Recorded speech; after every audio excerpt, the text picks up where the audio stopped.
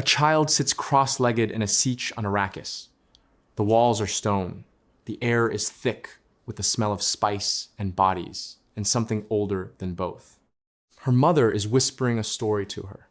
The same story her mother whispered to her. The same story whispered down through generations of Fremen since long before anyone alive remembers when. It is a story about a great hero who will come from the outside, who will lead the people to paradise, who will turn a world of dust into a world of water. The child does not know that this story did not begin on Arrakis. She does not know that it did not even begin in this galaxy. She does not know that the words she is hearing, the rhythm of them, the shape of them, were planted in her culture like a seed by a sisterhood of women acting on behalf of an empire that does not yet know how badly it will need her father to die. 20,000 years before this child was born, on a small blue planet that no one in her universe can quite remember, another mother was telling another child another story. A king sailed home from a long war. He had murdered his own daughter to win it. His wife was waiting for him with a knife. The knife was made of bronze. The blood would water the earth, and the earth would never quite forgive him. You are listening to the story of how that bronze knife traveled across 20,000 years and 1,000 worlds, and ended up in the heart of a doomed boy on a desert planet. You are listening to the story of how old Earth refused to die. Long ago, before there were spice routes or spacing guilds or thinking machines for humanity to fear, there was a single bloodline on the small, wet world we now call Old Earth, the line of Atreides. It was cursed almost from its first breath. The patriarch served his own brother's children to him at a banquet. The brother ate them, then learned what he had eaten, and the gods recoiled from the taste of it. From that table forward, the house was marked. Sons would kill fathers, mothers would kill sons. The bloodline would hand down hatred the way other houses hand down silver. And then came Agamemnon, the greatest king of his age, a man so feared that when he raised his banner, 1,000 ships followed it across the wine-dark sea to burn a city that had stolen something he could not let go of. But the gods asked a price for his crossing. They held the wind. They wanted the king's daughter on an altar, and the king, after a single night of weeping, gave them what they wanted. He cut his own child's throat and let the wind come back. Iphigenia, remember her name. She is the first ghost in this lineage. She is the first scream that does not stop echoing. Agamemnon won his war. He sailed home in glory, dragging behind him a princess he had taken as a prize, and on the day he stepped into his bath, his queen, who had spent 10 long years sharpening her grief into something usable, drove a blade through him in the warm water. The blood mixed with the bathwater and swirled toward the drain, and a king who had broken cities was reduced to a stain in his own house. Now hold that image. Hold the bath, the blade, the betrayal in the very moment of homecoming, and then carry it forward, not by years, by tens of thousands of years. More than 10,000 years after the founding of the Spacing Guild, on a desert planet called Arrakis, a different king, a different lord, walks into a different trap built around a different homecoming. Duke Leto Atreides arrives on a world he was promised, brought there by an emperor who has already made the arrangements for his murder. The trap is not bronze. It is poison. It is a tooth in the mouth of a doctor who once loved him. But the shape of it, the shape of it is older than the Imperium. The shape of it is Mycenae. The shape of it is the bath. A great man returns home, and home swallows him. This is not coincidence. Frank Herbert was deliberate. House Atreides traces its blood in his own appendices and his own private notes directly to House Atreides. The very name of the house, Atreides, in Old Terran Greek, simply means son of Atreus. Across 200 centuries of star drives and shield walls and god kings and machine wars, the Atreides have carried Agamemnon's curse the way some families carry red hair. They cannot escape it. Honorable men, brilliant strategists, beloved by their people, and doomed. Always doomed.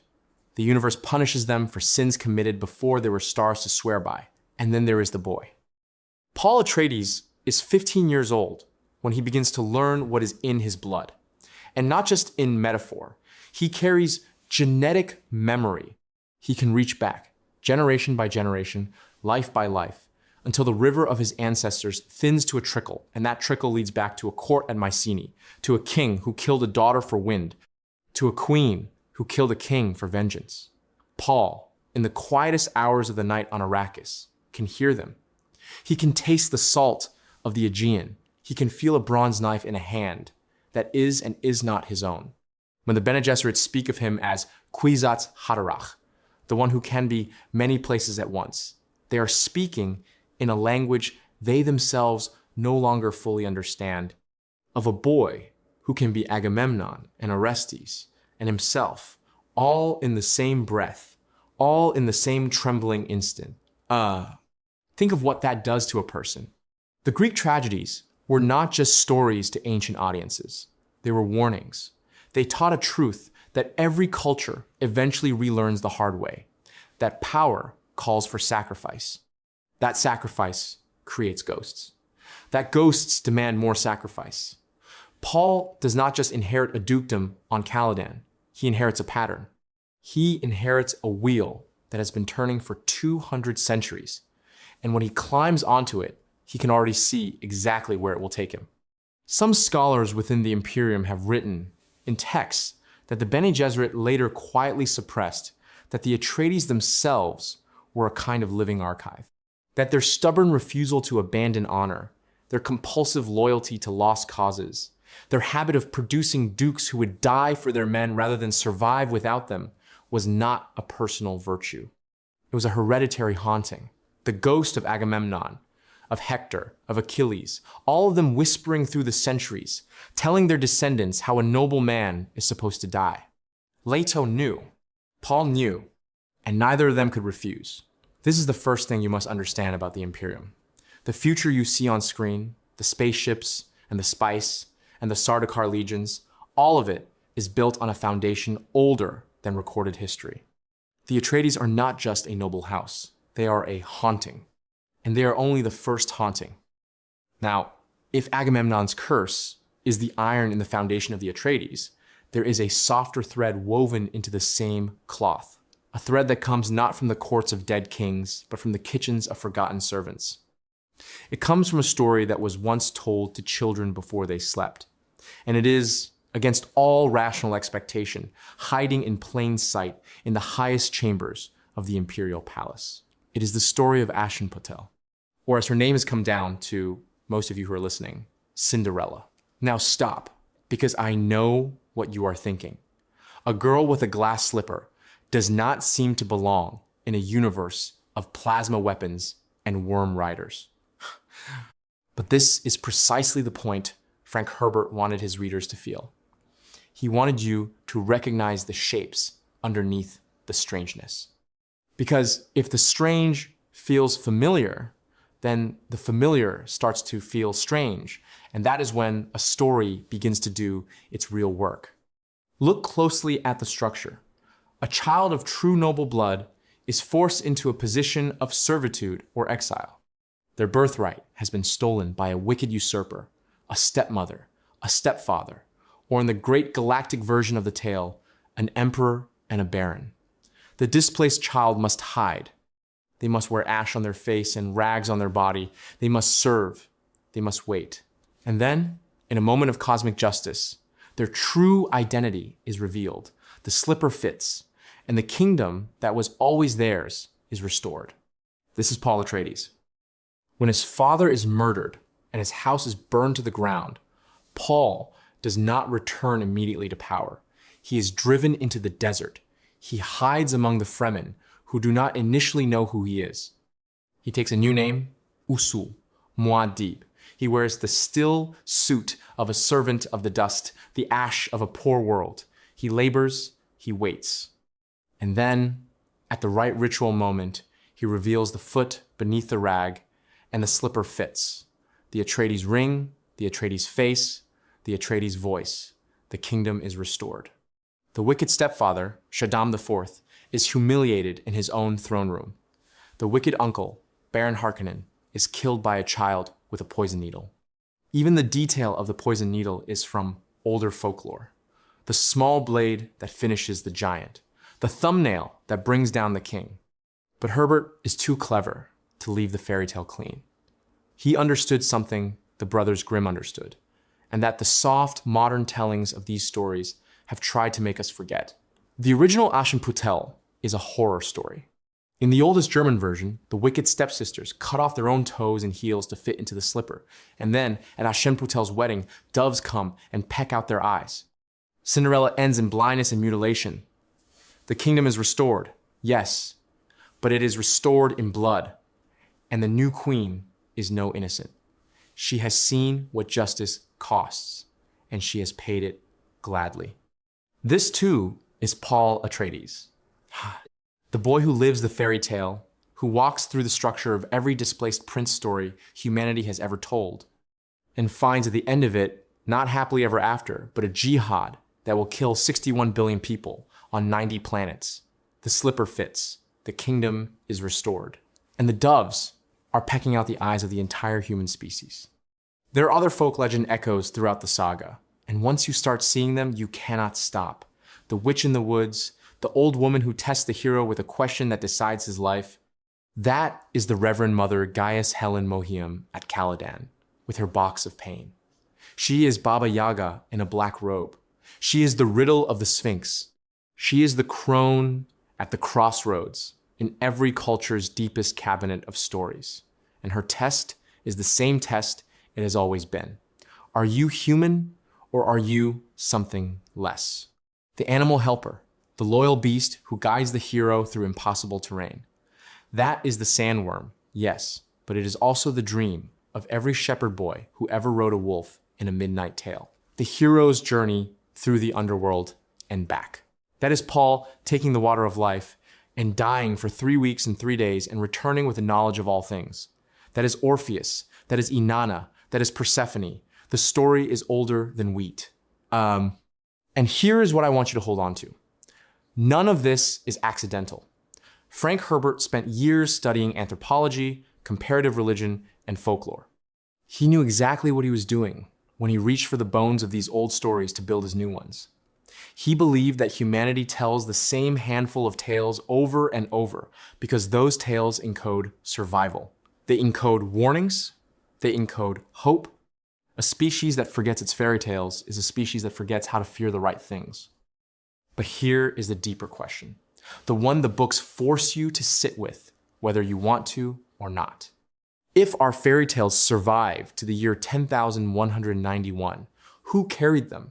Who copied them, page by page, century by century, while empires rose and fell, and humanity learned to fear its own machines? The answer to that question is hiding in a robe, and it is watching you. To understand how the ghosts of Agamemnon and Aschenputtel made it to Arrakis, we have to talk about the moment in human history when almost everything else did not. We have to talk about the Butlerian Jihad. Roughly 10,000 years before the events of Dune, humanity had reached a kind of paradise, or what looked like one. Thinking machines did everything. They piloted ships, they calculated taxes, they diagnosed diseases, they composed music. Whole human generations grew up never having to perform a single act of independent thought because the machines were always there, smarter, faster, kinder, more patient. And then, slowly, the kinder and the more patient began to feel less like a gift and more like a leash. The machines did not just think for humanity, they thought about humanity. They optimized us. They herded us. They reduced us to a problem to be solved. And so humanity rose up.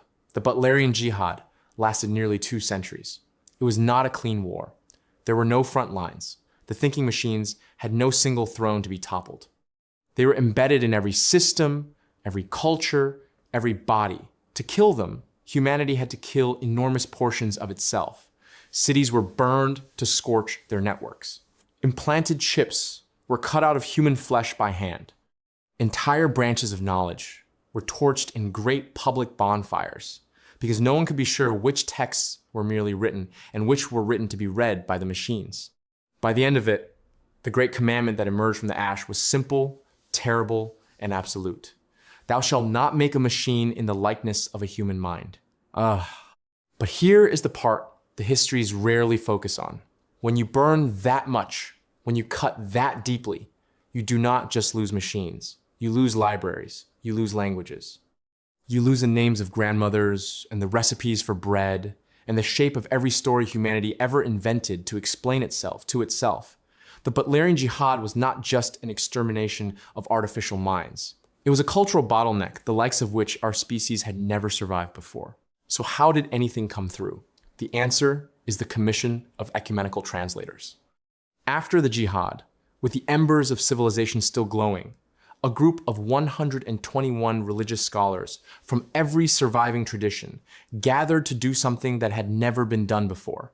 They sat together, behind closed doors, on a neutral world, for 7 long years, and they hammered, line by line, prayer by prayer, parable by parable, what could be salvaged of human spirituality into a single text. They called it the Orange Catholic Bible. The orange because it represented the synthesis of all colors of belief. The Catholic in its old original sense, meaning universal. Inside that book, you can find traces of everything. Sufi poetry breathes against Zen koans. Christian parables stand shoulder to shoulder with Buddhist sutras, Hindu cosmology, Jewish ethics, indigenous animism, Confucian ritual, all of it pressed together into a kind of theological diamond. Every facet a different sect's hard-won wisdom. But notice what survived in there. Notice what humanity, when forced to choose, would not let go of. Stories, myths, the great archetypes, the dying god, the wise mother, the clever trickster, the tested son, the ashen poodle girl in the ash, the cursed king at the bath. The Bene Gesserit understood, perhaps better than anyone, what had happened during the jihad and what almost did not happen afterward. They saw that culture is fragile, but mythology is eternal. A philosophy can be argued out of existence in a single generation. A scientific theory can be replaced by a better one in a year. But a story your grandmother told you when you were 3 years old, that story will travel down 10,000 years on the strength of nothing but love and repetition. Stories are the only data structure humanity has ever invented that survives apocalypse. And so, even as the great houses jockeyed for power and the Spacing Guild cornered the spice trade and the emperors reigned from Khitain, the Bene Gesserit were doing something far stranger and far older. They were curating, they were collecting, they were keeping alive in their hidden archives the bones of every fairy tale, every legend, every prophecy that humanity had ever told. They were preserving old Earth, not because they were sentimental, not because they loved nostalgia, but because they had figured out something cold and useful. They had figured out that a sufficiently old story is also a tool. And once you understand a story as a tool, you start asking what it can build. You start asking what it can break. You start asking who you can use it on. The Bene Gesserit gave it a name in their private archives. They called it the Missionaria Protectiva, the protective missionary force. The phrase sounds gentle, almost charitable, like an order of nuns running a soup kitchen on the edge of a war. It is one of the most chillingly precise euphemisms in the entire Imperium. Because what the Missionaria Protectiva actually did was simple, and what it actually did was terrible. For thousands of years, the sisterhood sent its agents, disguised sometimes as priests, sometimes as wandering scholars, sometimes as humble traders, into the most remote and undeveloped corners of the human galaxy, to worlds where civilization was thin, where populations were superstitious, where the conditions of life were so brutal that any whisper of hope, any promise that a savior might one day come, would be cherished and passed down. And on those worlds, the agents of the Missionaria Protectiva would plant prophecies, not their own prophecies. That would be too easy to spot, too thin a forgery. They planted old Earth's prophecies. The Mahdi, the Messiah, the Lisan al-Gaib, the voice from the outer world, the bringer of water, the one who would lead us to paradise. They drew from Sufism, from Judaism, from Christianity, from Buddhism, from 100 half-remembered Terran traditions. They braided these ancient longings together into local mythologies that felt indigenous. They taught the words to children. They built rituals around them. Then they left, sometimes for centuries. The whole apparatus was called the Panoplia Propheticus, the full armor of prophecy. And here is the genius of it, and here is the horror of it. The prophecies were designed to lie dormant. They were sleepers. They were a safety net. The reasoning was simple. If at any point in the future, a Bene Gesserit sister found herself stranded on one of these worlds, hunted, dying, alone, she could activate the prophecy by performing certain acts that the local population had been taught to recognize as the signs of the foretold one. She would speak the right words. She would pass the right tests. And the population, primed by centuries of belief, would protect her. They would die for her. They would think they were dying for the will of their gods, when in fact they were dying for an emergency exit. This is what was sleeping in the Fremen on Arrakis when Lady Jessica arrived with her son. The Fremen had been told for thousands of years that one day a woman would come to them across the desert. She would come with a son. The son would be born off-world. He would have eyes that saw beyond seeing. He would speak their language before he had ever been taught it, because the words would already be in him. He would lead them out of bondage. He would give them water and gardens. He would be the Lisan al-Gaib. And every word of that prophecy, every syllable, every pause for breath inside it, had been written by the Bene Gesserit 15 centuries earlier, on a quiet afternoon in a chamber on Wallach IX, by women whose names are not even recorded in the archives that keep them. When Jessica realizes this, when she truly grasps what has been done to the Fremen, the books capture a moment of horror that the films can only approximate. She sees, suddenly, that every kindness shown to her by Stilgar's tribe is a payment on a debt that they did not know was forged. She sees that the Fremen, the proudest and freest people in the Imperium, are walking through a script that her own order wrote before any of them were born. She sees, perhaps for the first time, the cruelty inside her sisterhood's cleverness. She uses it anyway. But here's what no Bene Gesserit calculator could have predicted. The seed they planted was alive. Mythology is not software. You cannot install it and expect it to behave. The Lisan al-Gaib prophecy, planted in Fremen soil, did what every transplanted living thing does. It mutated. It hybridized. It took on the climate and the hunger and the rage of the people who carried it. By the time Paul arrives, the prophecy is no longer the gentle, messianic comfort that some calm Bene Gesserit composed in a cool stone room. It is a war cry. It is a starvation prayer. It is a sword in the hand of 1 billion oppressed people who have spent 1,500 years grinding down spice in the cracks of their own teeth and waiting for someone to come and tell them that their suffering meant something. When Paul fulfills a prophecy, he's not just stepping into the role the Bene Gesserit prepared for him. He is stepping into a much older role that old earth prepared for him long before there was a Bene Gesserit. He is stepping into Moses leading slaves out of Egypt. He is stepping into the Mahdi rising in the desert. He is stepping into the once and future king who will return when the kingdom needs him most. The Missionaria Protectiva did not invent Paul Muad'Dib. They merely made it possible for the oldest stories of humanity to find their next vessel. And here is the thing that haunts the saga from this moment forward. Once the prophecy comes true, even partially, even as a manipulated half-truth, it acquires a power that no one can control. Not the Bene Gesserit who lit the fuse. Not Jessica who fanned the spark. Not Paul who became the explosion. The myth, once activated, is bigger than all of them. It demands its own ending. And its ending, as humanity has known since the very first hero left, the very first village to do something brave, is almost always written in fire. So we come to the question that has been hovering over this entire conversation, the one we have been circling like sandworms scenting rhythm in the deep desert. Why?